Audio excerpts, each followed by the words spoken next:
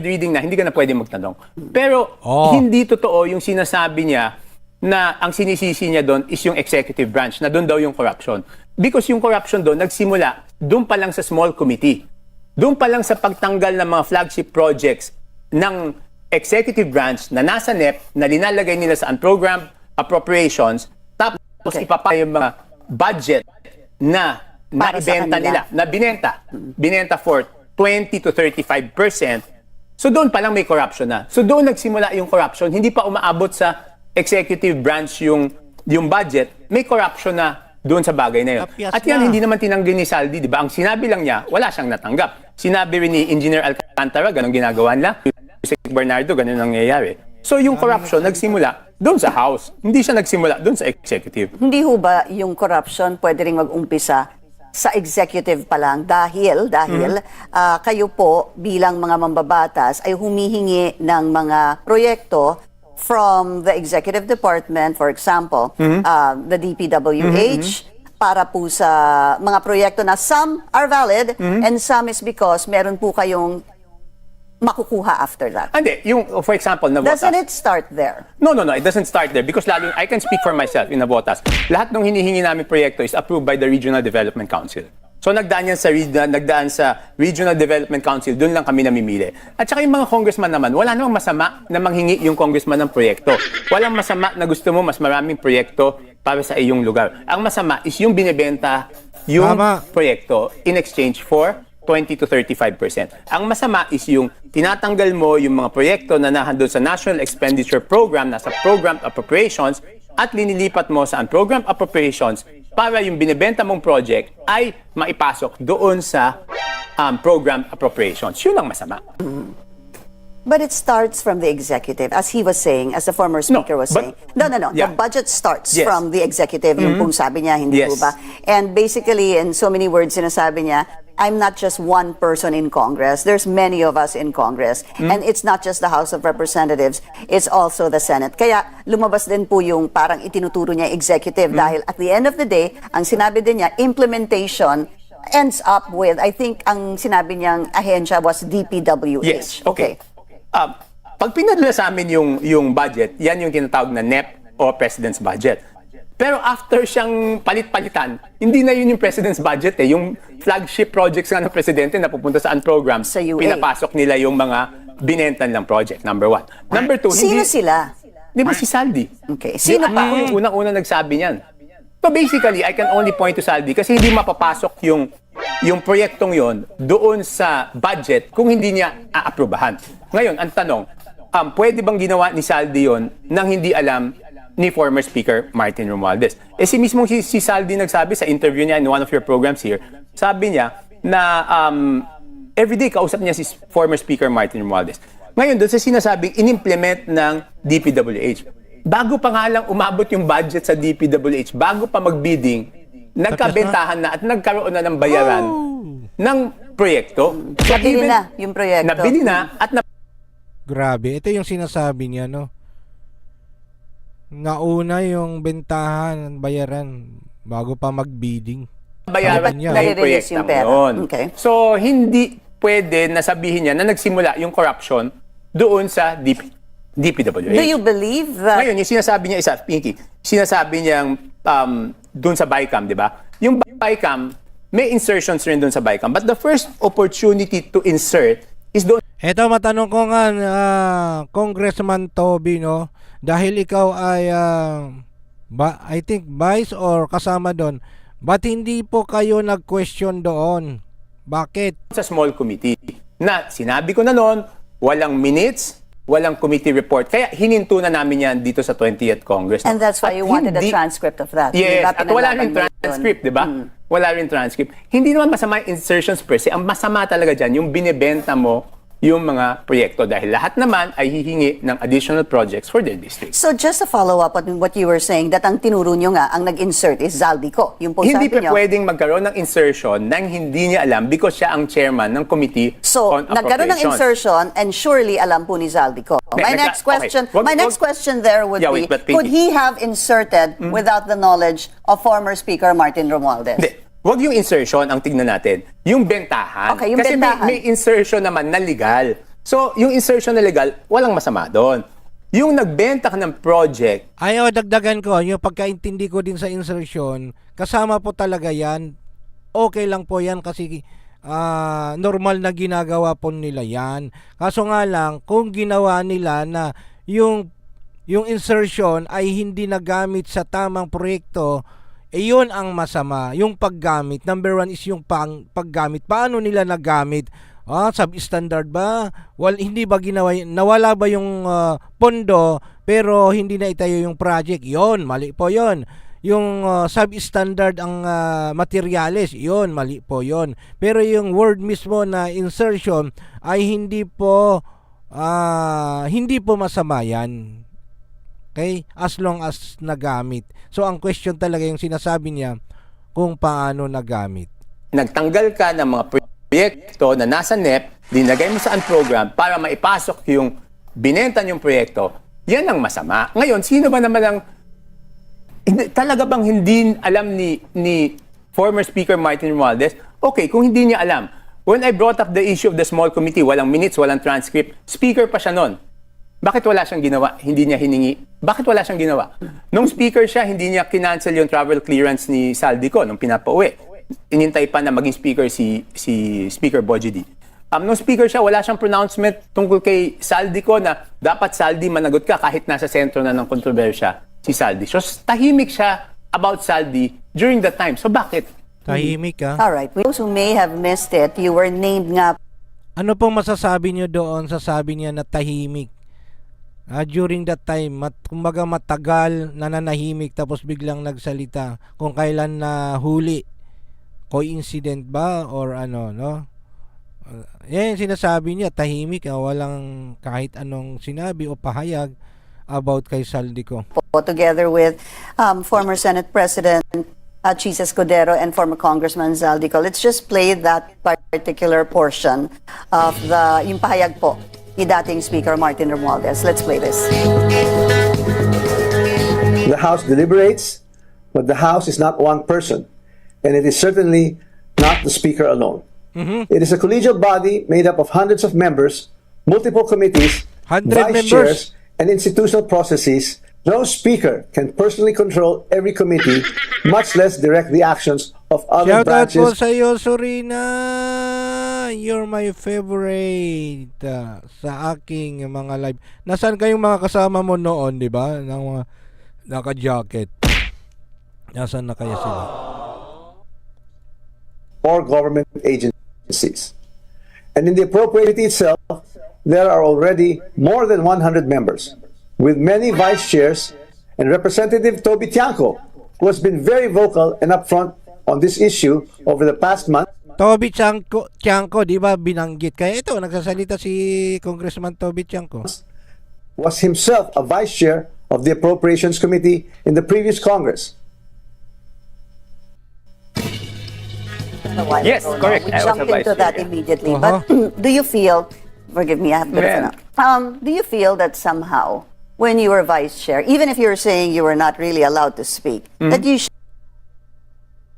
Wala kami masabi. Ikaw, host. Ano ang masasabi niya? should have spoken back then? Hindi, kung mababawasan yung budget ng distrito ko, di ba? Eh, siyempre, pinoproteksyonan ko rin yung mga kailangan ng mga kababayan ko. No, and say, it's not only projects. Again, it's all these things, guarantee letters, MAIP na... Hindi lang ako Bakit walang ibang nagtatanong? So hostage kayo? Yun ang sinasabi, part ka ng majority, huwag ka na magtanong. Di ba? Kaya nga nung huli, ayoko na mag-majority, di ba? Para pwede ako magtanong, pwede kong gawin kung ano yung gusto kong gawin. Okay, di ba? before we went on a break, we left it at doon sa tinatawag nga nating mga binebentang proyekto. Ganun Anyway, lang para maraming madaling salamat sa iyo, maintindihan. Surian. I'll still go back to the executive because there are insertions. Okay, there are valid insertions and there are, would you correct me if I'm wrong, insertions na talagang was meant to be for sale. Yes, Talagang correct. ibebenta. Kaya sinasabi ko, doon pa lang sa executive, when he said meron doon, would it be right to say that doon pa lang din, meron na rin talagang corruption via for sale na mga proyekto? From the DPWH. wala akong personal knowledge eh. 'Di ba? Hindi katulad kasi doon sa house. Talaga may personal knowledge ako, 'di ba? Dahil sabi ko nga, 'di ba, I think it was in your show, na gusto ko matapos na proyekto kaagad doon sa Navotas. So lumapit ako na doon sa kala kong hindi tatarahan. Sabi sa akin, since kamag-anak, presyong kamag-anak, 10% na lang daw. So, alam ko, may personal knowledge ako. Okay. Doon sa it could happen, but wala akong proof eh. Yeah, okay. You don't have proof, but you've been in Congress way too long. Yes. You must know something. Hindi, pero noon kasi, wala nga bentahan. Di ba sabi ko nga, first 3 terms ko, 15, 16, 17 tama, Congress, tama. walang bentahan ng proyekto doon. Yes, tama po kayo, Surina, no. Mayroon palang walang jacket dito, no. Okay. Ito lang po, ito kasing kaya ko plinay ito dahil malaman ito eh. Ito kasi yung isang laging nagsasalita, itong si Toby Tiangco, maboka din ito eh. Laging nagsasalita kung ano yung opinion niya, laging nagpapa-interview din. At magkakasama sila kasi nasa majority siya. Ngayon, nung nagsalita si Romualdez about doon, parang according dito sa kanyang sinasabi, kinontra niyan yung saan ba talaga nagsisimula yung corruption, 'di ba? May sinasabi si Romualdez na sa executive o kaya doon sa implementation sa executive, pero sabi niya hindi rin kasi nagsisimula sa house din. So ang kung saan man nanggagaling sa atin mamamayan, no, kung saan man nagsimula yung korupsyon, alam natin na may korupsyon. Ngayon, sino ba yung mga leader, sino ba yung mga pakana, sino ba yung mga may knowledge diyan? Kasi halos sinasabi wala silang alam, pero hindi maniniwala ang taong bayan. Number 1 kasi na magsalita si Romualdez. Walang maniniwala na sabihin niyang wala siyang alam. Paano kung magkita-kita sila, magharap-harap sila? Sino yung pumipirma? 'Di ba? Halimbawa, magharap-harap sila si Saldico. Andyan din yung presidente kasi siya na-approve sa taas. Si Pangandaman sa executive. Yung mga Bersamin, yan, magkakaharap-harap sila. Saan ba nagpapasaan-pasahan yung mga dokumento?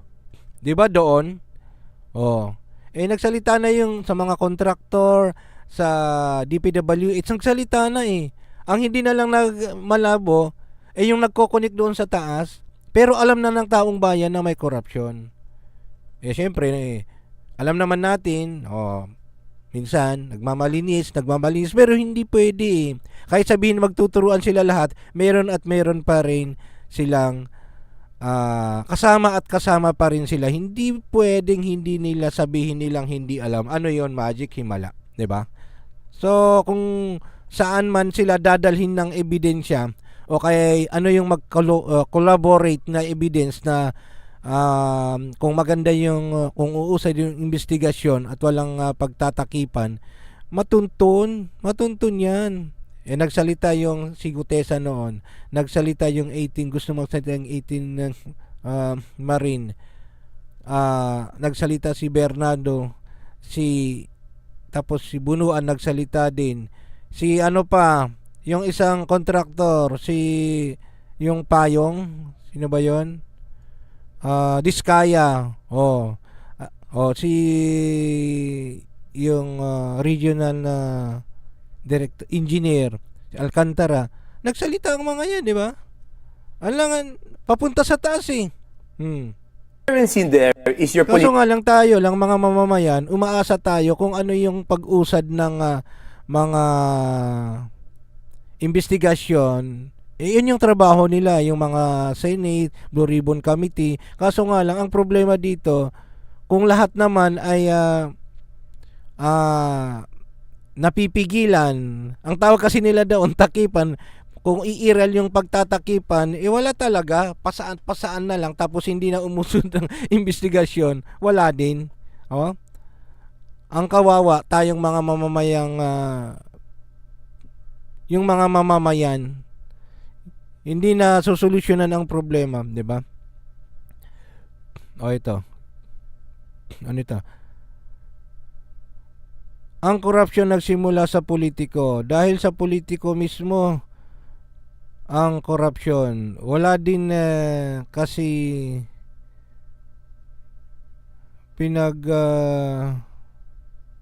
takda ang batas. Oo nga walang matibay na parusa para sa Tingnan natin. Kasi sa ngayon pwedeng i-play tawag doon. Kumbaga mabagal yung pag-usad. Pero tignan natin pag matapos yung administrasyon. Okay? Ganun na lang talaga Kaya alangan naman na i-persecute nila yung mga sarili nila, lalo na yung mga nakaupo ngayon. Alangan na tirahin nila yung mga sarili nila, nakaupo sila, di ba? Common sense. Political value. Hindi ko sinasabi na sila lahat, pero meron at merong nakakaalam niyan, no? Sa pagsasalita pa lang ng mga diyan sa Justice Committee kung paano sila magsalita. Yung mga previous hearing, 'di ba? Common sense na lang sa atin. Sa atin meron tayong mga assessment, assertion, opinion. Pero hindi naman tayo yung judge Kaya sa atin na lang 'yon. Ngayon, alam na natin, at least nakakatulong ito sa susunod mga eleksyon. Alam natin kung sino yung pauupuin ulit. Kasi konting na lang, eleksyon na naman, di ba? Okay, tuloy natin. Kung syempre politically beneficial ka doon sa speaker o doon sa administrasyon, makakahingi ka ng extra projects. Pero never sinasabing ay dapat bilhin mo itong proyektong ito. Walang ganun dati. Kailang kongreso to nag-umpisa? Nung nagulat na lang ako pagbalik ko ng 19th Congress, ganun na. Ganun na po. Yeah. All right. Let's go to him, the former speaker, Congressman Martin Romualdez, saying he's not going to be allowed to be the fall guy here. No, And he's not the fall guy. I mean, kung walang malalaking isda na makukulong, ang fall guy doon, ang sinakripisyo, yung mga nakakulong, mga DE o kung sino-sino man yung mga nakakulong, yung mga contractor, sila yung fall guy doon. Kung walang makukulong na big fish. So, hindi siya yung fall guy dito. and are you saying that dapat siyang makulong? Hindi, sinasabi ko lang na he cannot claim na siya yung, may ginamit siyang term Scapegoat. Hindi siya yung scapegoat dito. Hindi naman siya scapegoat dito. Ano siya? Hindi, because he has to answer directly. Alam ba niya yung ginagawa ni Saldi o hindi? Kung hindi niya alam, how could it have happened? 'Di ba? Singaw na yun sa And then, Kongreso. so let me again ask you that question, have happened without his knowledge? Personally, I know that he knows about it. Because when he asked me what's the problem in Congress, sinabi ko yan. Sabi ko, sobra naman kasi. Bakit naman binibenta yung mga projects? Paano yan, Congressman, kung umakyat hanggang sa executive itong Tama. issue on corruption? Let's go back to the Umakyat impeachment. hanggang sa... Executive, the president Okay. in particular. Hanggat di sila maitama kung paano mapabago ang bansa paraan, kung paano nila patunayan ang proseso ng buwis, itong mga politiko ay magiging mas kawatan at corrupt pa rin. Tama. Hanggat hindi nababago talaga. Wala paulit-ulit na lang kahit sinong uupo mamaya't maya andyan, mamaya't maya andyan. Diyan yung kutsabahan kasi padrino, kutsabahan. Tapos kapag medyo may mahuli, siyempre magturuan. There was an impeachment complaint against him very recently, filed by the Makabayan Bloc also. Hindi siya sufficient in substance. The president is clear for 1 year until another impeachment case will be filed against him after that 1 year Yes. period. Aabot ho ba ito sa inyong palagay hanggang kay Pangulong Bongbong Marcos? Based on my personal relationship and how I know him personally, sa tingin ko hindi. I mean, I'll be bashed again for that. Alam mo, kung medyo pabor doon kay Sara, sabihin pro-DDS ako. Ngayon sinabi ko yan, sabihin, dinidepends ako si BBM. This is based on how I know him for the past, maybe 30 plus years. Because I've been married for 31 years. So, magkakilala kami over 30 years. And why do you say that? Ano yun napakasimpleng tao nun. Wala naman luho yung tao na yun. So, what will he need the money for? You look at him, he's very simple, wala naman siyang luho. Ano gagawin niya dyan? Hindi naman niya kailangan yan So personally para sa inyo, Personally, no? Personally, walang kinalaman ng Pangulo dito. yes. Yan ang belief ko. galing Based ah. on how I know him personally. Tsaka napakamatipid ng Uy, grabe. Siya pala ang nagsabumaliktad. Mataas yung paniniwala niya na hindi si PBBM. Any reaction sa atin yan? Any reaction? tao na yun. Teka, uulitin natin Tignan. For 31 years. So, magkakilala Well, very good point kay PBBM itong sinabi ni Congressman Tiangco. kami over 30 years. And why Pati- do you say that? Iba, ano yun eh, napakasimpleng tao nun. Wala naman luho yung tao na yun. So, what will he need the money for? You look at him, he's very simple, wala naman siyang luho. Ano gagawin niya dyan? Hindi naman niya kailangan yan eh. So personally para sa inyo, Personally, no? Personally, walang kinalaman ng Pangulo dito. yes. Yan ang belief ko. Based on how I know him personally. Tsaka napakamatipid ng tao Okay, na yun. opinion niya, opinion. I mean, you have to know him. Speaking of matipid, pinakamatipid. Parang mas matipid pa si Tatay Digong noon lalo na sa ulam. Sa bagay, yeah, we respect the opinion of Congressman Tiangco. Sige. So ibig sabihin andon kina Saldico at Romualdez kung ayun ba yung ibig niyang sabihin. Pero siya pa rin ang siya pa rin ang bumaliktad na rin si Boying Remulla ngayon. O di pagkaisahan na nila, pwedeng pagkaisahan na nila si Martin Romualdez. So ang ituturo na lang si Romualdez at si Saldico. So magiging dalawa na lang sila. Pero hindi alam ko, naniniwala ako. Ito ay opinion ko lang po. Sa tingin ko po, magpapatuloy pa rin ito pagkatapos ng sa susunod na administrasyon. Kasi hindi biro po talaga yan sige, tuloy natin Pag may nakita siyang kwarto na bukas yung aircon na walang tao, papatayin niya yung aircon. I mean, napakatipid ng tao na yun. Wala naman luho yun. Ano gagawin niya dyan? Would it be possible that if that is your personal assessment and analysis of the president is that itong linya na to na sinabi niya, ngayon ko lang narinig so ibig sabihin parang very very good point kaya Pangulong BBM, no? Kasi sinasabi ni Romualdez doon sa video na nagsisimula sa executive, meaning doon sa mga cabinet member secretary ng president. Pero ngayon sinasabi niya saan ba nagsisimula ang doon din daw sa house. Okay. Anyway, ito yung mga opinion lang natin based dito sa mga pahayag sinasabi nila, no? Ano